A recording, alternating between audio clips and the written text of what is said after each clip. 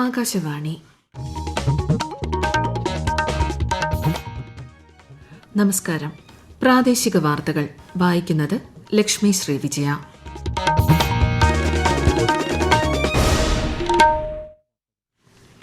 പ്രധാന വാർത്തകൾ. കാലാവസ്ഥാ നിരീക്ഷണത്തിനുള്ള അത്യാധുനിക ഉപഗ്രഹം ഇൻസാറ്റ് 3DS വിക്ഷേപണം ഇന്ന് വൈകിട്ട് ശ്രീഹരിക്കോട്ടയിൽ. വയനാട്ടിലെ വന്യജീവി ആക്രമണ വിഷയം ചർച്ച ചെയ്യാൻ മന്ത്രിമാരുടെ നേതൃത്വത്തിൽ ഉന്നതതല യോഗം ചേരാൻ മുഖ്യമന്ത്രി പിണറായി വിജയന്റെ നിർദ്ദേശം. വന്യജീവി ആക്രമണത്തിൽ നിന്ന് ശാശ്വത പരിഹാരം ആവശ്യപ്പെട്ട് ആഹ്വാനം ചെയ്ത ഹർത്താൽ വയനാട്ടിൽ പുരോഗമിക്കുന്നു. വനംവകുപ്പിനെതിരെ വ്യാപക പ്രതിഷേധവുമായി നാട്ടുകാർ. നവകേരള സൃഷ്ടിക്കായി സമൂഹത്തിന്റെ വിവിധ മേഖലകളിലുള്ളവരുമായുള്ള മുഖ്യമന്ത്രിയുടെ മുഖാമുഖം ചർച്ചാ പരിപാടി നാളെ ആരംഭിക്കും. ആറ്റുകാൽ പൊങ്കാല മഹോത്സവത്തിന് തുടക്കമായി. പൊങ്കാല ഈ മാസം 25-ന്. ഇന്ത്യ ഇംഗ്ലണ്ട് 3-ാം ടെസ്റ്റ് ക്രിക്കറ്റ് രാജ്കോട്ടിൽ പുരോഗമിക്കുന്നു. വാർത്തകൾ വിശദമായി. 3-ാം തലമുറ കാലാവസ്ഥാ ഉപഗ്രഹം ഇൻസാറ്റ് 3DS ISRO ഇന്ന് വിക്ഷേപിക്കും. വൈകിട്ട് 5:30-ന് ശ്രീഹരിക്കോട്ടയിലെ സതീഷ് ധവാൻ ബഹിരാകാശ നിലയത്തിൽ നിന്ന് GSLV F-14 റോക്കറ്റ് ഉപയോഗിച്ചാണ് വിക്ഷേപണം. GSLVയുടെ 16-ാമത്തെ വിക്ഷേപണമാണിത്. 2274 കിലോഗ്രാമാണ് ഉപഗ്രഹത്തിന്റെ ഭാരം.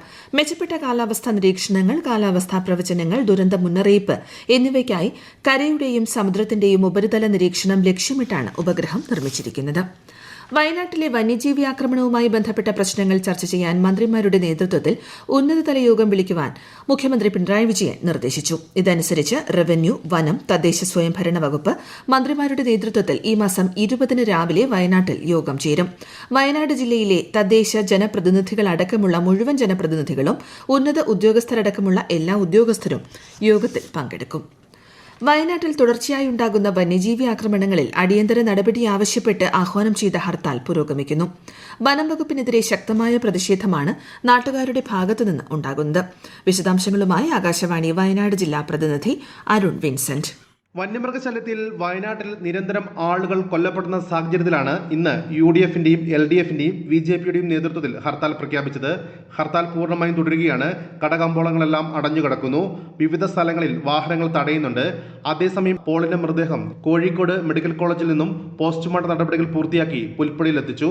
എന്നാൽ പോളിന്റെ കുടുംബത്തിന് 50 ലക്ഷം രൂപ നഷ്ടപരിഹാരം നൽകുക, ഭാര്യയ്ക്ക് സ്ഥിരം ജോലി നൽകുക, കടങ്ങൾ എഴുത്തള്ളുക തുടങ്ങിയ ആവശ്യങ്ങൾ ഉന്നയിച്ച് പോളിന്റെ മൃതദേഹവുമായി പുൽപ്പള്ളി ടൗണിൽ നാട്ടുകാർ പ്രതിഷേധിക്കുകയാണ്.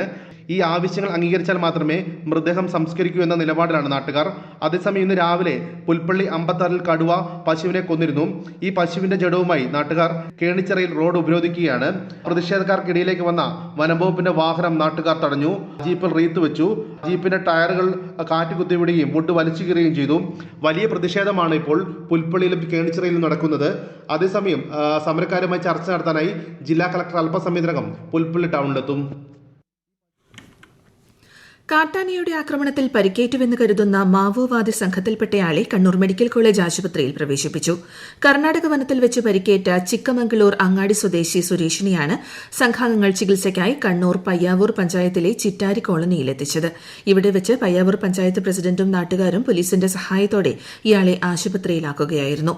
ആശുപത്രി പരിസരത്ത് പോലീസും വനംവകുപ്പ് ഉദ്യോഗസ്ഥരും ക്യാമ്പ് ചെയ്യുന്നുണ്ട്. കാസർഗോഡ് റാണിപുരത്തെ കാട്ടാനശല്യം പ്രദേശവാസികളെയും റാണിപുരം ഇക്കോ ടൂറിസം കേന്ദ്രത്തിലെത്തുന്ന വിനോദസഞ്ചാരികളെയും ബാധിക്കാതിരിക്കാൻ നടപടി സ്വീകരിക്കുമെന്ന് ജില്ലാ കളക്ടർ കെ ഇമ്പശേഖരൻ പറഞ്ഞു. പ്രദേശത്തെ കാട്ടാനശല്യം നേരിട്ട് കണ്ടറിയാൻ ജില്ലാ കളക്ടർ സ്ഥലം സന്ദർശിച്ചു. സൌരോർജ്ജവേലി അടിയന്തരമായി നന്നാക്കാനുള്ള നടപടികൾ സ്വീകരിക്കുമെന്ന് ജില്ലാ കളക്ടർ അറിയിച്ചു. ലോക്സഭാ തെരഞ്ഞെടുപ്പിന് മുന്നോടിയായി ന്യൂഡൽഹിയിലെ ഭാരത് മണ്ഡപത്തിൽ BJP ദേശീയ സമ്മേളനം ആരംഭിച്ചു. പ്രധാനമന്ത്രി നരേന്ദ്രമോദി, കേന്ദ്രമന്ത്രിമാർ, പാർട്ടി ഭരിക്കുന്ന സംസ്ഥാനങ്ങളിലെ മുഖ്യമന്ത്രിമാർ, മന്ത്രിമാർ, ദേശീയ സംസ്ഥാന പാർട്ടി ഭാരവാഹികൾ, MPമാർ, MLAമാർ തുടങ്ങി 11,500 പ്രതിനിധികൾ പരിപാടിയിൽ പങ്കെടുക്കുന്നുണ്ട്. 2 ദിവസത്തെ ദേശീയ കൺവെൻഷനിൽ BJP നേതാക്കൾ വരുന്ന ലോക്സഭാ തെരഞ്ഞെടുപ്പിനുള്ള പാർട്ടിയുടെ തയ്യാറെടുപ്പിനെക്കുറിച്ച് വിശദമായി ചർച്ച നടത്തും. കോട്ടയത്തെ UDF സ്ഥാനാർത്ഥിയെ പ്രഖ്യാപിച്ചു. കേരള കോൺഗ്രസ് ജോസഫ് വിഭാഗത്തിന്റെ ഫ്രാൻസിസ് ജോർജാണ് UDF സ്ഥാനാർത്ഥി. കേരള കോൺഗ്രസ് ചെയർമാൻ PJ ജോസഫാണ് സ്ഥാനാർത്ഥിയെ പ്രഖ്യാപിച്ചത്. 1999-ലും 2004-ലും ഇടുക്കി ലോക്സഭാ മണ്ഡലത്തിൽ നിന്നും മുൻപ് Francis George വിജയിച്ചിട്ടുണ്ട്. Kerala Congress M പ്രതിനിധി തോമസ് ചാഴിക്കാടനാണ് LDF സ്ഥാനാർത്ഥിയായി പ്രഖ്യാപിച്ചിരിക്കുന്നത്. ഈ വാർത്തകൾ ആകാശവാണിയിൽ നിന്ന്. ആകാശവാണി വാർത്തകളും വാർത്താധിഷ്ഠിത പരിപാടികളും all India radio news Thiruvananthapuram എന്ന യൂട്യൂബ് ചാനലിൽ ലഭ്യമാണ്. കൂടുതൽ വാർത്തകൾക്കായി all India radio news Thiruvananthapuram എന്ന ഫേസ്ബുക്ക് പേജും @ARnews_TVM എന്ന എക്സ് ഹാൻഡിലും സന്ദർശിക്കാം. നവകേരള സൃഷ്ടിക്കായി സമൂഹത്തിന്റെ വിവിധ മേഖലകളിലുള്ളവരുടെ കാഴ്ചപ്പാടുകൾ അവതരിപ്പിക്കാനും ചർച്ച ചെയ്യാനുമായുള്ള മുഖ്യമന്ത്രി പിണറായി വിജയന്റെ മുഖാമുഖം പരിപാടിക്ക് നാളെ തുടക്കമാകും. കോഴിക്കോട് മലബാർ ക്രിസ്ത്യൻ കോളേജിൽ നടക്കുന്ന വിദ്യാർത്ഥി സംഗമത്തോടെയാണ് മുഖാമുഖ ചർച്ചകൾക്ക് തുടക്കമാകുന്നത്.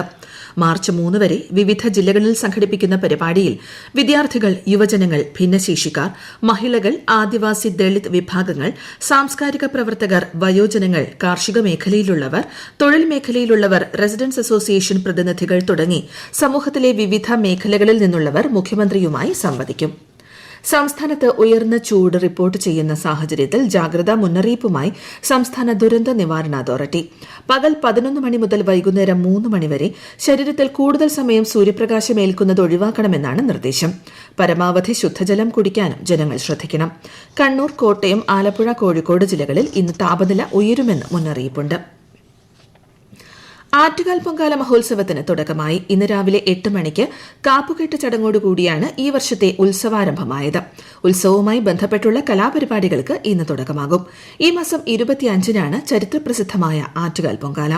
ഉത്സവത്തോടനുബന്ധിച്ച് ഈ മാസം 26 വരെ ആറ്റുകാൽ ക്ഷേത്ര പരിസരത്ത് ഗതാഗത നിയന്ത്രണം ഏർപ്പെടുത്തിയിട്ടുണ്ട്. കേന്ദ്ര വികസന ക്ഷേമ പദ്ധതികൾ സമൂഹത്തിന്റെ വിവിധ തലങ്ങളിൽ എത്തിക്കുക എന്ന ലക്ഷ്യത്തോടെ ആരംഭിച്ച വികസിത് ഭാരത് സങ്കല്പ് യാത്ര കോഴിക്കോട് നടുവട്ടത്തും വൈകിട്ട് കല്ലുത്താങ്കടവിലും പര്യടനം നടത്തും. ഈ മാസം 22 വരെയാണ് ജില്ലയിൽ വികസിത് ഭാരത് സങ്കല്പ് യാത്രയുടെ 2ാം ഘട്ടം നടക്കുന്നത്. സംസ്ഥാന ക്ഷീര വികസന വകുപ്പിന്റെ ആഭിമുഖ്യത്തിൽ സംഘടിപ്പിക്കുന്ന സംസ്ഥാന ക്ഷീര കർഷക സംഗമം പടവ് 2024 നാളെ ഇടുക്കിയിൽ തുടക്കം. ഔദ്യോഗിക ഉദ്ഘാടനം മറ്റന്നാൾ രാവിലെ മന്ത്രി ജെ ചിഞ്ചുറാണി നിർവഹിക്കും. അണക്കര സെന്റ് തോമസ് ഫെറോന പള്ളി പാരിഷ് ഹാൾ മുഖ്യവേദിയാകുന്ന പരിപാടി ക്ഷീര കർഷകരുടെയും സാങ്കേതിക വിദഗ്ധരുടെയും സംഗമത്തിന് സാക്ഷ്യം വഹിക്കും.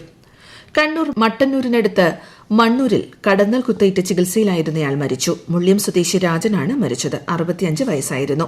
ഇന്നലെ ഉച്ചയോടെ വീട്ടുപറമ്പിൽ കുരുമുളക് പറിക്കുന്നതിനിടെയാണ് കടന്നൽ കുത്തേറ്റത്. സംസ്ഥാന ട്രാൻസ്ജെൻഡർ കലോത്സവം വർണ്ണപകിട്ട് 2024 ഇന്ന് തൃശൂരിൽ തുടക്കമാകും. വൈകിട്ട് 5-ന് ടൌൺഹാളിൽ മന്ത്രി ആർ ബിന്ദു ഉദ്ഘാടനം ചെയ്യും. പരിപാടിക്ക് മുന്നോടിയായി വർണ്ണശബളമായ ഘോഷയാത്ര വിദ്യാർത്ഥി കോർണറിൽ നിന്നും ആരംഭിക്കും. തൃശൂർ ടൌൺഹാൾ, എഴുത്തച്ഛൻ സമാജം ഹാൾ എന്നിവിടങ്ങളിലായി വിവിധ കലാപരിപാടികൾ നടക്കും. ആലുവ സർവമത സമ്മേളനം ശതാബ്ദി ആഘോഷത്തിന്റെ സംസ്ഥാനതല ഉദ്ഘാടനം ഇന്ന് മുഖ്യമന്ത്രി പിണറായി വിജയൻ നിർവഹിക്കും.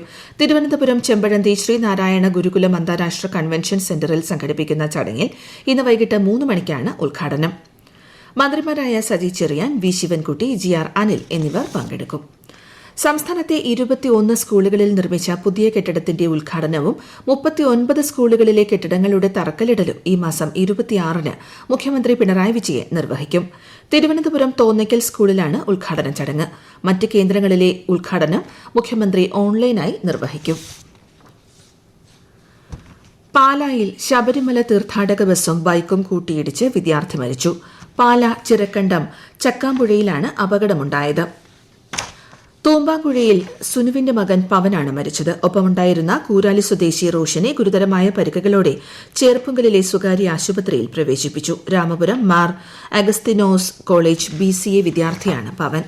ഗ്ലോബൽ സയൻസ് ഫെസ്റ്റിവൽ കേരളയുടെ ആദ്യ എഡിഷൻ ഇന്നലെ തിരുവനന്തപുരത്ത് സമാപിച്ചു. കേരള സംസ്ഥാന ശാസ്ത്ര സാങ്കേതിക പരിസ്ഥിതി കൌൺസിലും MUCM ആർട്ട് സയൻസും സംയുക്തമായി സംഘടിപ്പിച്ച ഫെസ്റ്റിവൽ ഏഷ്യയിലെ തന്നെ ഏറ്റവും വലിയ ക്യൂറേറ്റഡ് സയൻസ് എക്സിബിഷനാണ്. ഫെസ്റ്റിവലിന്റെ ഭാഗമായി സംഘടിപ്പിച്ച പ്രഭാഷണ പരിപാടികളിൽ ലോക പ്രശസ്തരായ ശാസ്ത്ര സാങ്കേതിക വിദഗ്ധർ പങ്കെടുത്തു. ഇന്ത്യ ഇംഗ്ലണ്ട് 3ാം ടെസ്റ്റ് പുരോഗമിക്കുന്നു. ഒടുവിൽ വിവരം ലഭിക്കുമ്പോൾ ഇംഗ്ലണ്ട് 7 വിക്കറ്റ് നഷ്ടത്തിൽ 304 റൺസ് എടുത്തിട്ടുണ്ട്. വ്യക്തിപരമായ കാരണങ്ങളാൽ ചെന്നൈയിലേക്ക് മടങ്ങിയതിനാൽ അശ്വിൻ 3ാം ടെസ്റ്റ് തുടർന്ന് കളിക്കില്ലെന്ന് BCCI അറിയിച്ചു. പ്രധാന വാർത്തകൾ വീണ്ടും. കാലാവസ്ഥാ നിരീക്ഷണത്തിനുള്ള അത്യാധുനിക ഉപഗ്രഹം ഇൻസാറ്റ് 3DS വിക്ഷേപണം ഇന്ന് വൈകിട്ട് ശ്രീഹരിക്കോട്ടയിൽ. വയനാട്ടിലെ വന്യജീവി ആക്രമണ വിഷയം ചർച്ച ചെയ്യാൻ മന്ത്രിമാരുടെ നേതൃത്വത്തിൽ ഉന്നതതല യോഗം ചേരാൻ മുഖ്യമന്ത്രി പിണറായി വിജയന്റെ നിർദ്ദേശം. വന്യജീവി ആക്രമണത്തിൽ നിന്ന് ശാശ്വത പരിഹാരം ആവശ്യപ്പെട്ട് ആഹ്വാനം ചെയ്ത ഹർത്താൽ വയനാട്ടിൽ പുരോഗമിക്കുന്നു. വനം വകുപ്പിനെതിരെ വ്യാപക പ്രതിഷേധവുമായി നാട്ടുകാർ. നവകേരള സൃഷ്ടിക്കായി സമൂഹത്തിന്റെ വിവിധ മേഖലകളിലുള്ളവരുമായുള്ള മുഖ്യമന്ത്രിയുടെ മുഖാമുഖം ചർച്ചാ പരിപാടി നാളെ ആരംഭിക്കും. ആറ്റുകാൽ പൊങ്കാല മഹോത്സവത്തിന് തുടക്കമായി. പൊങ്കാല ഈ മാസം 25-ന്. ഇന്ത്യ ഇംഗ്ലണ്ട് 3-ാം ടെസ്റ്റ് ക്രിക്കറ്റ് രാജ്കോട്ടിൽ പുരോഗമിക്കുന്നു. പ്രാദേശിക വാർത്തകൾ കഴിഞ്ഞു. അടുത്ത വാർത്താ പ്രക്ഷേപണം 12:50-ന്.